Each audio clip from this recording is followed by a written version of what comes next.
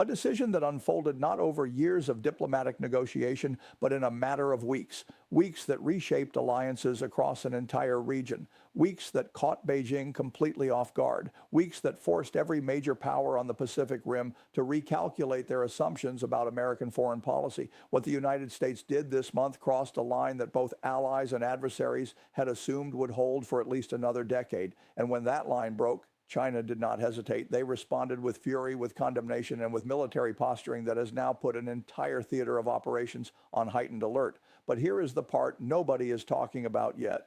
The ally that Washington just armed was not Japan. It was not South Korea. It was not Australia or the Philippines. It was Vietnam. And that single decision tells you more about where American strategy is heading than any speech, any summit, or any press conference delivered in the last 5 years. For nearly 2 years now, there had been signals, not official statements, not formal treaty announcements, just signals that the Pentagon was preparing something unconventional in Southeast Asia. Vietnam has been a growing partner to Washington, yes, but they have been cautious in their partnership. Their diplomatic moves have followed a certain rhythm, a predictability, almost a choreography designed to avoid provoking Beijing while still hedging against Chinese aggression in the South China Sea. But what set off alarm bells in Beijing this spring was that the rhythm went silent. Intelligence analysts who monitor Vietnamese military procurement and diplomatic communications know the indicators. The scheduled high-level meetings that suddenly get postponed, the defense attaché visits that appear on no public calendar, the procurement inquiries routed through third-party intermediaries rather than standard government-to-government channels, the sudden disappearance of key Vietnamese military officials from public engagements. All of that went quiet starting in late February, and whenever Hanoi goes quiet, it means something is about to get very, very loud. Washington and Hanoi had been circling each other for years. The comprehensive strategic partnership signed in 2023 during President Biden's visit was supposed to be the ceiling, a symbolic gesture, a diplomatic handshake, but nothing that would fundamentally alter the military balance in the region. That ceiling just shattered. Early this month, defense intelligence sources detected what they described as unusual logistics activity at multiple Vietnamese military installations, including the movement of specialized infrastructure equipment that had not been observed in the country in over 30 years. These are the kinds of preparations that a nation only undertakes when they are signaling something very specific. Either the integration of a new advanced weapons platform, the establishment of enhanced interoperability with a foreign military, or the construction of facilities designed to support equipment that does not yet exist in their inventory. Observers at the time did not know which category this fell into, or whether it fell into all three at once. But what they did know was that Vietnam was changing its military posture. And when a nation that has spent decades maintaining strategic ambiguity shifts posture without explanation, even by a small degree, every intelligence agency in the Pacific pays very close attention. Then the confirmation came. According to sources briefed on the arrangement, the United States has agreed to supply Vietnam with advanced coastal defense missile systems, AN/TPS-80 ground-based air surveillance radars, maritime domain awareness packages, and, most critically, a package of intelligence sharing architecture that effectively integrates Vietnamese naval awareness with American Pacific Command threat assessments. This is not a symbolic arms deal. This is the architecture of a military alliance in everything but name. The response issued by Beijing tonight was not normal. It was not routine. It was not symbolic. It was urgent. Official after official, following emergency consultations at the Central Military Commission, described Washington's move as provocative, destabilizing, and perhaps most importantly, a direct challenge to China's core interests in the South China Sea. That phrase, core interests, is not used lightly in Chinese diplomatic language. It is the phrase reserved for Taiwan. It is the phrase reserved for Tibet and Xinjiang. And now Beijing is applying it to what they see as the military encirclement of their southern flank. But diplomatic condemnation only works if the target hesitates. Washington did not. In fact, the American response today was among the most coordinated and deliberate we have seen in Indo-Pacific strategy in over a decade. Here is what we know. Within 72 hours of Beijing's public condemnation, the Pentagon announced the forward deployment of an additional guided missile destroyer to the South China Sea, the acceleration of a previously scheduled freedom of navigation operation through the Paracel Islands, and the dispatch of a senior defense official to Hanoi for what was described only as consultations on regional security architecture. These were not the routine naval transits designed to assert international maritime law. These were strategic signals. calibrated, sequenced, and timed to communicate that the United States is not backing down and that its commitment to Vietnam is not a trial balloon that can be deflated by Chinese pressure. Tonight, multiple defense sources confirmed that the United States has initiated delivery of the first components of the coastal defense package to Vietnamese military installations, including a facility near Da Nang that had recently been expanded and hardened for what analysts believe was precisely this purpose. The speed of the delivery was significant.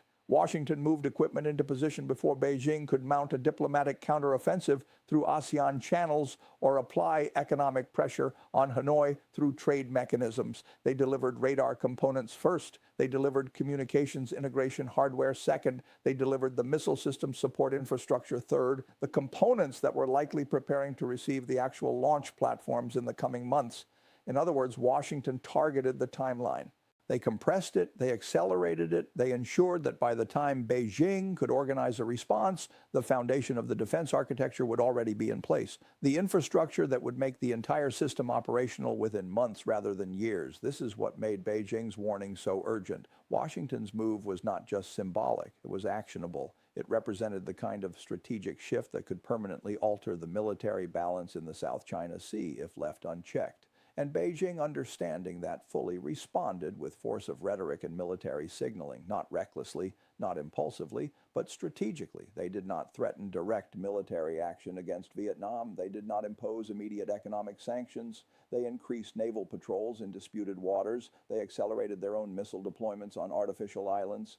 And they sent a very clear message to every other Southeast Asian nation, considering closer military ties with Washington, there will be consequences. And here is where the story becomes even more significant. Analysts now believe that Washington's decision to arm Vietnam was designed to test the cohesion of Beijing's diplomatic influence across Southeast Asia after months of growing Chinese economic pressure on regional governments. The United States wanted to see whether Beijing would overreact, whether they would push so hard against Vietnam that other ASEAN nations would view China as a bully rather than a partner. And that is precisely what appears to be happening. Beijing did not calibrate its response carefully. They issued a series of warnings that was so broad, so aggressive, that even nations traditionally aligned with Chinese interests noticed. You do not get the attention of fence-sitting ASEAN governments easily. But this week, Washington did, not through its own actions, but through the predictability of Beijing's overreaction. Senior analysts speaking with multiple outlets under anonymity describe Beijing's diplomatic approach as coercive multilateralism, a way to use economic leverage and military intimidation to keep smaller nations in line. But Washington proved this week that the strategy has limits. Vietnam proved that smaller nations can choose sovereignty over submission. And the arms deal was not only strategically timed, it was calibrated so precisely that it exposed exactly how dependent Beijing's regional influence is on the assumption that no one would dare break ranks. Vietnam just broke ranks. That single fact matters more than the specific weapon systems involved because it shows that the American strategy has shifted from containment through confrontation to containment through empowerment. It shows that Washington is not simply positioning its own forces to deter China. They are building a network of capable, armed, and strategically aligned partners who can deter China on their own doorstep.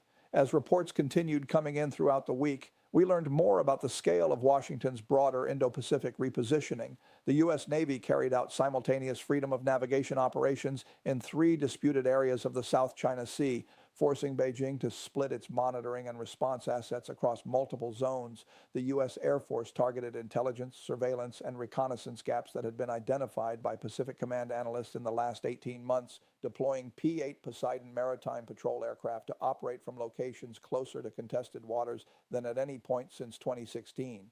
U.S. Cyber Command, operating from undisclosed locations, reportedly disrupted communications networks used by Chinese maritime militia vessels to coordinate operations in the Spratly Islands. This was not just an arms deal. This was not just a diplomatic signal. This was force architecture. This was strategic network building. And strategic network building is the one thing Beijing has struggled to counter since its Belt and Road Initiative began losing credibility among partner nations who found themselves buried in debt with little to show for it. For every advance China has made in regional influence, Washington has now countered with something that undermines the foundation of that influence, the assumption that American commitment to the region is temporary, distracted, or unreliable. Remember, Beijing thought the United States would remain focused on Europe and Ukraine indefinitely. They thought that American political divisions would prevent any coherent long-term strategy in the Pacific. They thought that Vietnam, given its historical relationship with China and its economic dependence on Chinese trade, would never accept American military hardware. They thought that ASEAN would remain fractured and unwilling to challenge Chinese territorial claims. But tonight, the exact opposite is happening. Washington is demonstrating that it can pursue strategic competition on multiple fronts simultaneously. Vietnam is demonstrating that sovereignty matters more than economic convenience. ASEAN nations are watching Vietnam's decision and reconsidering their own calculations. And Beijing is discovering that decades of economic leverage can evaporate when a credible military alternative finally appears. What makes this moment so consequential and so dangerous is that Washington's decision to arm Vietnam happened at a time when President Xi Jinping is under extraordinary internal pressure. Military hardliners within the People's Liberation Army want a more aggressive response to what they view as encirclement. Economic reformers want stability and continued trade relationships with the West. Regional commanders want expanded authority to respond to perceived provocations in the South China Sea. And the Chinese public, shaped by years of nationalist media coverage, wants to see strength rather than restraint. Xi Jinping is balancing these demands while simultaneously managing a slowing economy, a property sector crisis, and growing youth unemployment that threatens domestic stability. And when leaders in that position are confronted with sudden strategic shifts by their primary adversary, they do not respond from a position of strength. They respond from pressure. They respond from vulnerability, and that is what makes the next few weeks so critical. The Pentagon's statement, now distributed across every major diplomatic channel, was designed to signal that the United States is not willing to allow Beijing to establish military dominance over the South China Sea by default. Senior officials said plainly that China's continued militarization of artificial islands and harassment of Vietnamese fishing vessels and Coast Guard ships was inconsistent with the rules-based international order. That is diplomatic language for, we see what you are doing. We have decided it is unacceptable, and we are now willing to act rather than simply protest. You do not usually hear that tone from the Pentagon's Public Affairs Office unless something genuinely serious is at stake. And tonight, the stakes could not be higher. Meanwhile, Vietnam's General Secretary addressed the National Assembly in a measured, deliberate, and remarkably firm speech this week. He said, Vietnam's sovereignty is not negotiable, not today, not tomorrow, not ever. He said, we welcome partnerships with all nations that respect our independence and our territorial integrity. And he said, the era in which small nations must choose between submission and isolation is over. There is a third path, and Vietnam will walk it. These are not rhetorical flourishes. These are statements from a government that understands just how high the stakes have become, and that has made a calculated decision that the risks of alignment with Washington are now lower than the risks of continued vulnerability to Beijing. Here is what makes the situation even more concerning. Washington's decision to arm Vietnam was not isolated. Along with the Vietnamese defense package, the following developments occurred in the same period. India signed an expanded logistics sharing agreement with the U.S. Navy, granting access to additional port facilities in the Andaman and Nicobar Islands. Indonesia quietly approved the purchase of American-made F-15EX fighter jets, a decision that had been stalled for years due to concerns about Chinese reaction.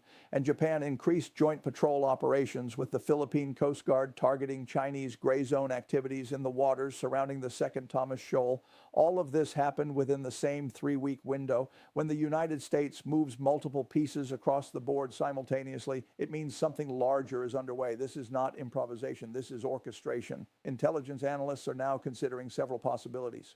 One is that Washington is preparing a formal security framework for the South China Sea, something short of a NATO-style alliance, but far more structured than the current patchwork of bilateral agreements. Another is that the United States is attempting to create a porcupine strategy across Southeast Asia, arming multiple nations with defensive capabilities that would make any Chinese military aggression extraordinarily costly.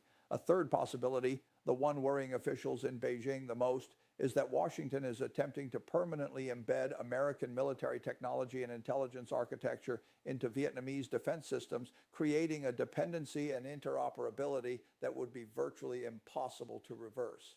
But today, Vietnam took the choice out of the theoretical and made it operational. They did not wait for ASEAN consensus. They did not seek Beijing's permission. They did not hedge with ambiguous diplomatic language.